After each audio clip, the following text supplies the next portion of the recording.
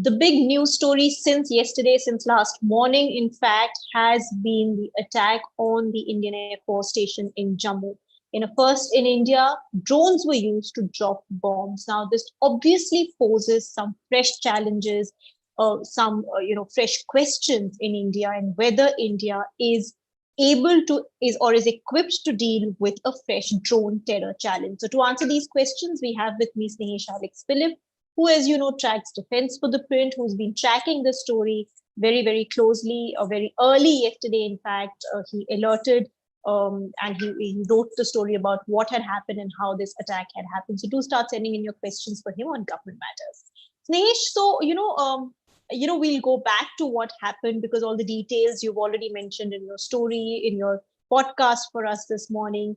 But let's just look ahead a little bit and talk a little bit about what kind of a challenge it has now thrown. Is this a new form of terror that we are witnessing?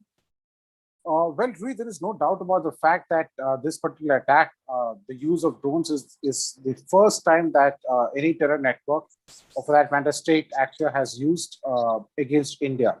So this brings about a paradigm shift in the way that in the form of terrorism as far as India is concerned.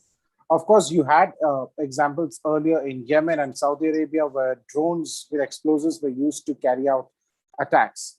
However, this is new for India.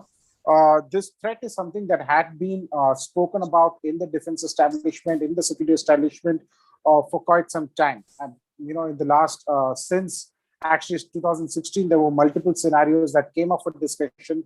And it was always felt that this is the future of of warfare, and is the future that was yet to arrive. But now with this particular attack, the future has already arrived. Right. So, Snehesh, were we completely unprepared for an attack like this? Because this is not a conventional form of attack. It's not what perhaps we are used to. So, did this come as a complete, like a bolt from the blue? I would not say it came out as a bolt from the blue. I would also not say that it was absolutely surprising, because as I said, over the past few years, especially since 2016, multiple scenarios were discussed. During my conversations with my people in the security establishment as well as the defense establishment, they used to keep talking about scenarios and drones being used for attacks. So it was something that was in the offing. Everybody knew that it's going to happen one day, but now it has happened. As far as your initial part of the question, whether we were prepared for it is concerned, remember that India has a very robust air defense system. It's a multiple tier air defense system. But this particular air defense system that we have in place, be it by the Navy, the Air Force, or for that matter, the Army, is primarily aimed at traditional defenses or traditional form of attacks. It is also now fine-tuned for what in the military terms it is known as RPAs. So in the military, there is a distinction that is made between drones and RPA. RPAs are actually remote piloted aircraft, which are bigger in size. Drones are considered to be the smaller ones off the shelf that is available on Amazon, on Flipkart. You can buy it at any of the Gafar market in Delhi or other places, toy shops for that matter. So our air defense systems have been fine-tuned to tackle the RPA. So you have air defense system like the Spider, which is there, which is an Israeli air defense system. You also have elements like the OSA AK thing of the Russian origin. You also have helicopters like the Mi-17 V5s, which have been now fine-tuned for anti-RP operations. You also have, the Apaches that are also earmarked for anti-RP operations. However, remember that these are the particular drone that was used in the attack in Jammu is much of a smaller scale. They fly at a much lower altitude. The radar signature is much less than any of that the radars can really detect. So to tackle these things, it is primarily based on eye visual contact that is made, and you shoot down these drones that come near you. So you can use an INSAS, your AK-47 for it. The Navy has gone in and purchased something called the Smash 2000 Plus, This is again a system which enables the soldier to fire accurately on these incoming drones of such small nature. But then again, this is also based on the sight system. So we really don't have a robust uh, anti or counter drone measures to tackle these small drones that come about. Back to you. All right. Okay, so we'll take this question from Twitter. This is from Vasu Agarwal, who actually has a very important, his username has very important hashtags, hashtag wear a mask, hashtag get vaccinated. Okay, so the question that Vasu wants to ask is whether you can clarify whether this will be classified as a conventional or a sub-conventional attack. Will this be considered an act of war? What can be the retaliatory options in case of such an attack in the future? Well, this is definitely not a conventional attack. So as I said, this is the first time that the drones have been used. IDs on drones that have been used to target an installation, or for that matter, any installation in the country. Forget, leave alone the military installation. Yeah. Now, as far as would it be considered as an act of war? Remember that the Pakistan is already waging a proxy war with India. So India is already involved in a proxy war with Pakistan. However, one will really have to establish, from where did the drone originate, who were the handlers. Of course, we know that, Pakistan sponsors terrorism in Kashmir. They support the terrorists in Kashmir. But however, one will really have to see whether this drone has actually come in from Pakistan, traveled all the way to this particular base. The nearest is about, it is approximately about 15 kilometers from the LC. So an act of war would be, once various factors are taken into account. As far as response is concerned, well, it is a decision that is best left to the government and to the military. As far as response is concerned, I'll not get into the speculation as far as responses are concerned. All right. Okay. This question is from Omkar Darpe. Was this low intensity attack carried out just to understand the Indian defense system and is a precursor to a bigger attack? Well, I don't buy the argument personally that this particular attack was carried out to gauge or to understand India's response. The terrorists have given away their ability by carrying out this particular attack. Remember that I would say that the terrorists probably got the GPS coordinates wrong. And this particular, the first, there were two IDs that were dropped, and these were impact IDs. The moment it touched the ground it exploded on impact. One fell in an open area, one, fell on the terrace of a particular building, which created a hole. So this particular area is very close to the hangar where the Mi-17 helicopters are kept. So this was, I would say that this was, rather than as an experiment, it was an attack that was being carried out. It was a sophisticated attack that was being carried out. It is not simple for the drones to just fly in, drop the particular IED and fly back. Remember that there has, as of now, as per the latest inputs, there has not been any drone parts that have been recovered. So it means that the drones came in and they dropped, the payload, or for that matter, the IEDs, and they managed to fly back. So it is a sophisticated operation. It is not an operation that can be carried out by an OGW of a terror group operating in Kashmir. There has to be some specialist, well-trained people who are behind this. Right. Okay. Omkar has another question.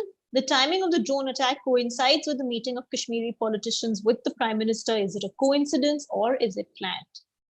Well, I would, again, I would not speculate on whether it's a coincidence or whether it is planned. But remember that from the time that these talks were held with the Prime Minister, where the Kashmiri leaders did come to Delhi and have this particular talk, there have been multiple attacks. Now, day before yesterday, there was a grenade that was thrown, which led to the injuries of 3 Kashmiris.